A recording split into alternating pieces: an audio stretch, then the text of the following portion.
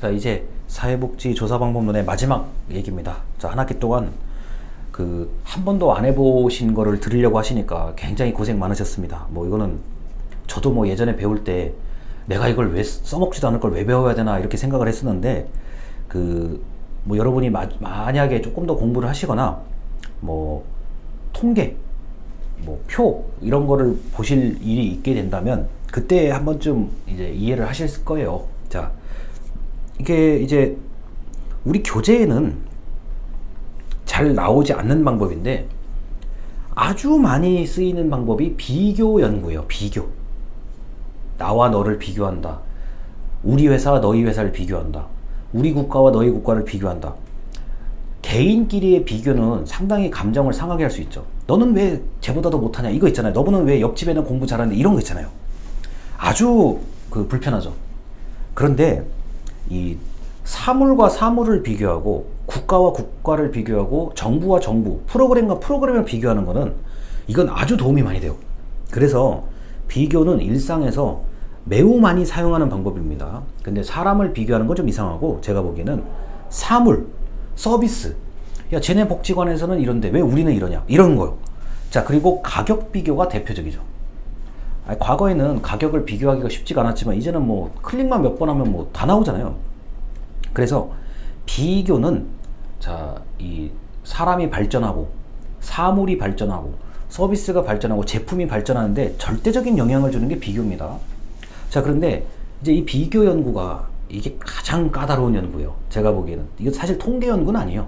통계라든가 표본 추출이라 이런 쪽은 아닌데 비교 연구는 정치, 경제, 사회, 문화에서 아주 폭넓게 사용하고 있고요. 그 다음에 통계를 모르고 방법론을 모르는 사람에게도 비교 연구는 그 결과를 설명하면 사람들이 흥미롭게 들어요. 뭐 제가 지금까지 이걸 해보면 뭐 여러분 뭐 사회과학 방법론이나 사회복지조사 방법론을 다 아는 거 다른 사람은 다 알지 않잖아요. 심지어 우리 같은 학교를 다니는 옆에과 분들한테 한번 물어보세요. 조사 방법론 아세요? 그러면은 이상하게 얘기하겠죠. 그걸 내가 왜 알아야 되냐 이렇게 얘기하겠는데 비교 연구는 사람들이 굉장히 관심을 많이 가져요. 그럼 결과는? 야, 비교했는데 결과가 어떻게 됐어? 이거는 관심이 많거든요. 그래서 사회복지 프로그램, 제도, 법률, 그 다음에 때에 따라서 역할, 뭐 우리나라의 사회복지사와 일본의 사회복지사는 하는 일이 뭐냐, 또는 우리나라 뭐 요양원과 일본의 요양원, 그러니까 비교를 한번 해보자는 거죠. 자, 그리고 미국과 영국의 비교, 한국과 일본의 비교. 자, 국가 간 비교가 가능하죠. 그래서 뭐 OECD의 통계 자료가 굉장히 많이 이제 나오잖아요. 사람들한테 언론에도 많이 나오고요. OECD 국가의 조사에 따르면 뭐 우리나라는 OECD 국가 중에 몇 번째다 뭐 이런 거부터 다 비교예요. 전부 비교인데 이제 우리가 사회복지 쪽이니까 우리 한번 머리를 잘 써보자고요. 자, 한국의 요양원과 일본의 요양원을 비교를 하고 싶어요. 그러면 비교의 기준을 잘 설정해야 돼요. 자, 한국의 요양원 작은 거하고 일본의 요양원 큰 거하고 비교하면 이거 안 돼요. 자, 한국의 요양원과 일본의 요양원을 비교하는데 자, 한번 이제 조금 더 엄격하게 얘기를 해보자고요. 자, 종사자 수가 똑같은 걸 찾아야 돼요. 일단 자, 종사자 수, 뭐 한국의 요양원 만약에 뭐 20명이 근무하는 사람이다.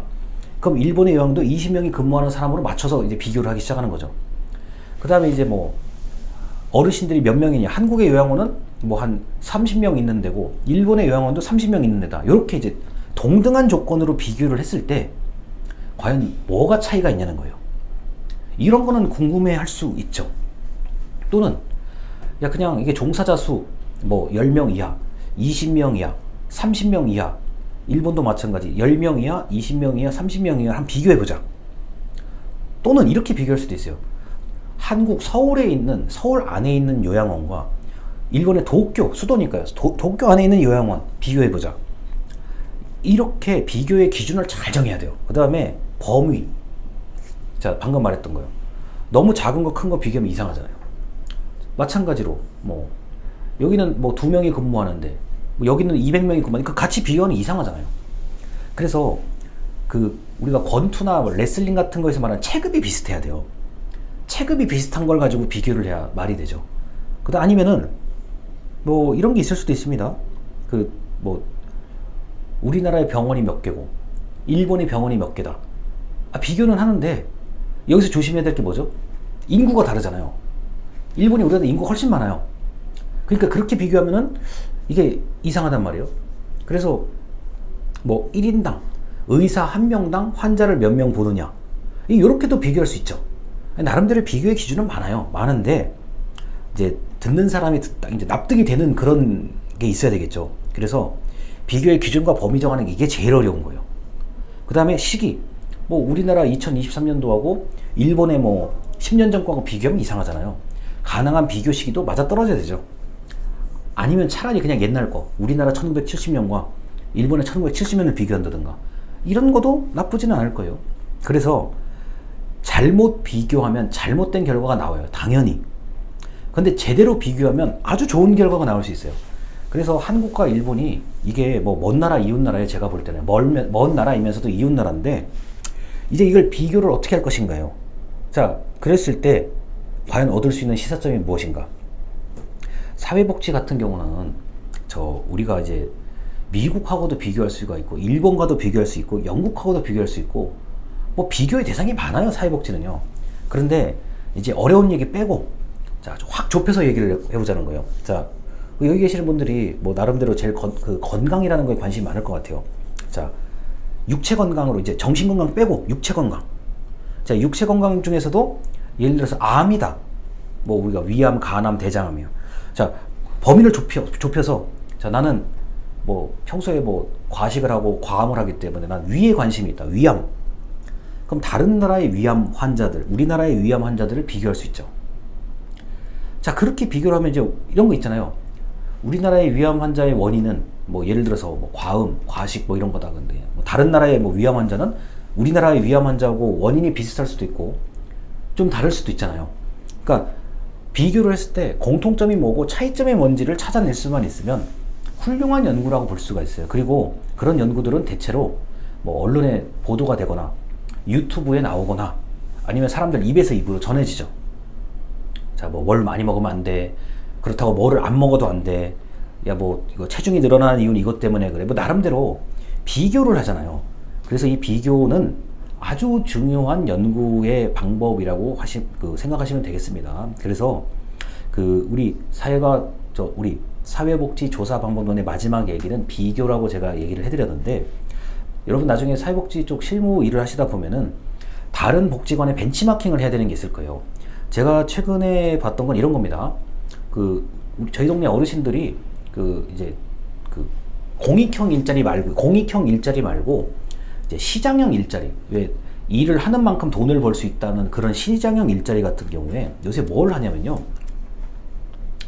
개 있죠, 개. 우리가 이제 반려동물 개. 이제 반려동물 강아지나 개가 먹을 수 있는 간식을 만들자는 의견이 나왔었어요. 저는 그렇게까지 생각을 못했어요. 제가 지금 반려동물 키우고 있지 않기 때문에. 자, 개가 먹을 수 있는 간식을 만든다? 어르신들이? 이게 벌써 딱 솔깃한 거예요, 제 입장에서도. 야, 이거는 된다. 이거는 판매가 가능하다고 봤어요, 저는요. 그래서 이제 지금 어르신들이 열심히 강아지 수제 간식 만든다고 지금 굉장히 어르신 머리를 많이 쓰시거든요, 요새. 전 대본 딱 보자마자, 야, 이거 획기적인데? 야, 이게 드디어 우리나라의 수준이 이 정도까지 된 거라고 좀 봤어요. 굉장히 그걸 긍정적으로 봤어요, 저는요. 야, 이거 수제 간식? 대단한데? 만약에 이게 잘 된다 그러면 다른 지역의 어떤 어르신들, 노인복지관 또는 이렇게 하시는 분들이 이걸 본받을 거 아니에요. 저 때에 따라서 우리가 한번 방문해서 한번 보자. 어떻게 간식을 만드는지 되게 궁금하다. 그러면 이제 보러 올 거 아니에요. 반대로 다른 지역에서 대박 터진 어떤 프로그램이 있으면 우리가 보러 가야 될 거 아니에요. 이게 비교예요, 이게. 그래서 사회복지 프로그램, 푸개평, 프로그램 개발과 평가에서도 공부하셨겠지만, 또는 공부하시겠지만, 이게 잘된 데를 봐야 돼요. 때에 따라서는 전화로 물어볼 수도 있고, 직접 갈 수도 있잖아요. 근데 가서 보면은, 이게 참, 이런 게 있구나. 이런 걸 많이 보면 볼수록 아무래도 유리하죠. 그래서 비교 연구는 무척 중요합니다. 제가 볼 때는요. 우리가 표본 추출도 있고 신뢰도도 있고 타당도도 있고 별게 다 있는데 다 중요한데, 그 비교 연구를 할 수만 있다면 매우 중요한 그 시사점을 찾을 수가 있고, 그 중에 하나가 벤치마킹이라고 보시면 되겠습니다. 자, 한 학기 동안 너무 어렵게 수업을 잘 들어주셨는데 그래도 뭐 이렇게까지 들어주셔서 너무나도 감사드립니다. 자, 혹시라도 모르는 게 있으면 기말고사 전에 저한테 물어보시면 되겠습니다. 영상 여기까지입니다. 감사합니다.